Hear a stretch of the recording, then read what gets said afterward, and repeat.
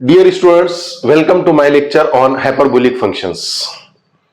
Hyperbolic functions. जिस तरह आप लोगों ने अर्ली क्लासेस में 6 ट्रिग्नोमेट्रिक फंक्शंस पढ़े, trigonometric function sine, cos, tan, cot, sec और cosec, on the same line उसी तरह हमारे पास 6 हाइपरबोलिक फंक्शंस भी होते, sine, cos, tan, cot, sec और कोसेक। अब एक नेचुरल क्वेश्चन ये अराइज होता कि जब हमने ऑलरेडी 6 ट्रिग्नोमेट्रिक फंक्शन पढ़े तो उन्हीं की तरह 6 हाइपरबोलिक फंक्शंस पढ़ने की क्या जरूरत पड़ गई। तो याद रखना, ट्रिग्नोमेट्रिक फंक्शंस के एप्लीकेशंस अलग है, हाइपरबोलिक फंक्शंस के एप्लीकेशंस अलग है। ट्रिग्नोमेट्रिक फंक्शन की डेफिनेशन अलग है, हाइपरबोलिक फंक्शन की डेफिनेशन अलग है। अपन हाइपरबोलिक फंक्शंस की डेफिनेशन देखेंगे। सबसे पहला हाइपरबोलिक फंक्शन है हमारा sine, sine H of X. इसको अपन हाइपरबोलिक साइन भी हाइपरबोलिक साइन कहते, मगर नोटेशन उसके लिए साइन एच एक्स है। ये यहां H stands for hyperbolic function. उसका रीजन क्या है? क्योंकि हमने एक साइन ऑलरेडी पढ़ चुके ना ट्रिग्नोमेट्री के अंदर। इसको मैं ट्रिग्नोमेट्री के अंदर जो अपन ने साइन फंक्शन पढ़े थे उसको मैं ट्रिग्नोमेट्रिक साइन ऐसे पढ़ता। तो हमने एक ऑलरेडी ट्रिग्नोमेट्रिक साइन पढ़ चुके। ट्रिग्नोमेट्रिक साइन की क्या डेफिनेशन थी कि अगर हमारे पास कोई राइट एंगल ट्राइंगल है, इस राइट एंगल ट्राइंगल के अंदर अगर ये एंगल थीटा है तो इस साइड को अपन adjacent side of the angle कहते, इस साइड को अपन opposite side of the angle कहते और इसको हाइपोटेनस कहते, इसको हाइपोटेनस कहते। तो साइन ऑफ दिस एंगल यानी साइन थीटा, इसकी क्या डेफिनेशन थी? Opposite side of the angle यानी ये वाली side, opposite side of the angle divided by hypotenuse, divided by hypotenuse. ये हमारे ट्रिग्नोमेट्रिक फंक्शन की डेफिनेशन थी, ट्रिग्नोमेट्रिक साइन की डेफिनेशन थी। जबकि हाइपरबोलिक साइन की डेफिनेशन है e to the power x minus e to the power minus x upon 2। दोनों की डेफिनेशंस अलग अलग है, ट्रिग्नोमेट्रिक साइन की और हाइपरबोलिक साइन की। तो हमको नोटेशनली भी कोई कंफ्यूजन नहीं होना। तो यहां पर सिर्फ अपन ऐसा लिखते साइन ऑफ द वेरिएबल या sine of the angle sine theta, और ये इस ट्रिग्नोमेट्रिक साइन से अलग दिखना बोलकर यहां एच लगाते अपन।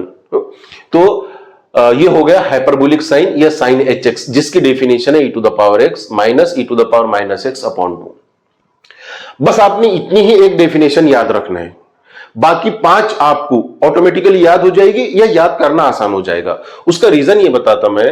हाइपरबोलिक कॉस या कॉस एच एक्स, इसकी डेफिनेशन है e to the power x plus e to the power minus x upon 2। Sine में इन दोनों एक्सपोनेंशियल फंक्शन के बीच में माइनस आता, ये यहां पर प्लस आता, बस। साइन की अगर डेफिनेशन याद रही गई आपको तो साइन में माइनस है, दोनों एक्सपोनेंशियल फंक्शन के बीच में। कौन से दो exponential function? e to the power x और e to the power minus x। और कॉस में प्लस आता, कॉस में प्लस आता। अब रहा सवाल ये कि साइन से आप कॉस की तो डेफिनेशन याद रख लेंगे, मगर हाइपरबोलिक टेन यानी टेन एच एक्स की डेफिनेशन कैसे याद रखेंगे? तो टेन एच एक्स की डेफिनेशन जैसे हमारे ट्रिग्नोमेट्रिक टेन, जैसे हमारा ट्रिग्नोमेट्रिक टेन था वैसे हाइपरबोलिक टेन है। हाइपरबोलिक टेन, ट्रिग्नोमेट्रिक टेन क्या था हमारा? Tan theta is equal to sine theta upon cos theta, sine upon cos. ये ट्रिग्नोमेट्रिक टेन की डेफिनेशन थी। ऑन द सेम लाइन हमारी हाइपरबोलिक टेन की डेफिनेशन है hyperbolic sine upon hyperbolic cos यानी sine H x upon cos H x. अब अगर अपन इसको एक्सपोनेंशियल फॉर्म में लिखना चाह रहे तो ये यहां पर हमारे पास डेफिनेशन है। अगर हम 10 को एक्सपोनेंशियल फॉर्म में लिखना चाह रहे तो साइन की डेफिनेशन क्या है? हाइपरबोलिक साइन की e to the power x minus e to the power minus x upon 2 divided by hyperbolic cos की क्या डेफिनेशन है? e to the power x plus e to the power minus x upon 2।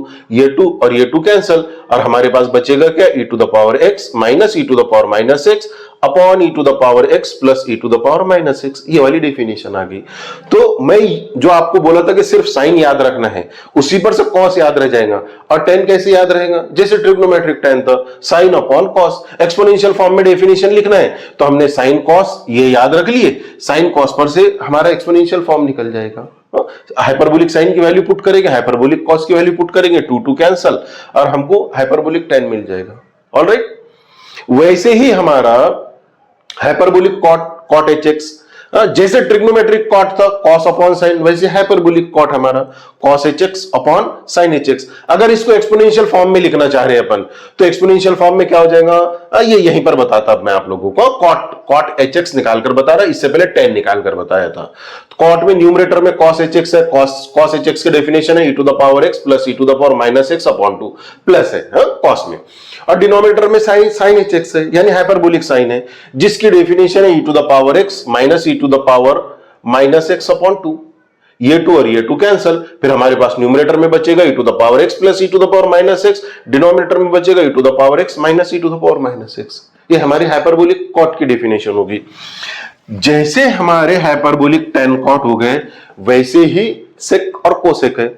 Trigonometric ten सेक क्या था हमारा 1 upon cos, तो hyperbolic sec भी वही है, sec h x is equal to 1 upon cos H x. अगर हम इसकी वैल्यू एक्सपोनेंशियल फॉर्म में या डेफिनेशन एक्सपोनेंशियल फॉर्म में लिखना चाह रहे तो 1 अपॉन कॉस एच एक्स, ये हमारा सेक है, sec h x. 1 upon cos H x की क्या डेफिनेशन थी, e to the power x plus e to the power minus x upon 2। 2 denominator के डिनोमिनेटर में है तो न्यूमरेटर में जाएगा, जो हो जाएगा 2 upon e to the power x plus e to the power minus x. तो ये अपन एक्सपोनेंशियल फॉर्म में भी डेफिनेशन लिख सकते हैं। और वैसे ही कोसेक एच एक्स की, कोसेक एच एक्स यानी हाइपरबोलिक कोसेक, जैसे हमने ट्रिग्नोमेट्रिक कोसेक पढ़े थे 1 अपॉन साइन, वैसे हाइपरबोलिक कोसेक है 1 अपॉन हाइपरबोलिक साइन यानी cosec h x is equal to 1 upon sine H x. अब अगर हम इसकी डेफिनेशन एक्सपोनेंशियल फंक्शन के फॉर्म में लिखना चाह रहे तो हमारा कोसेक एच एक्स है 1 अपॉन साइन एच एक्स।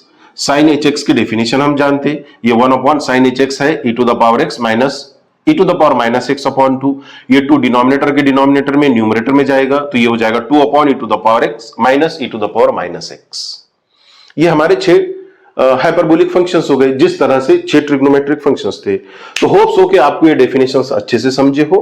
मैंने सिर्फ अपन फंक्शंस को डिफाइन कैसे करते और याद रखने का तरीका क्या है इतना ही बताया, चूंकि डेफिनेशन से स्टैंडर्ड डेफिनेशन से तो मैं और क्या ज्यादा इसके अंदर एक्सप्लेन कर सकता हूं। होप्स हो कि आपको ये अच्छे से समझे हो।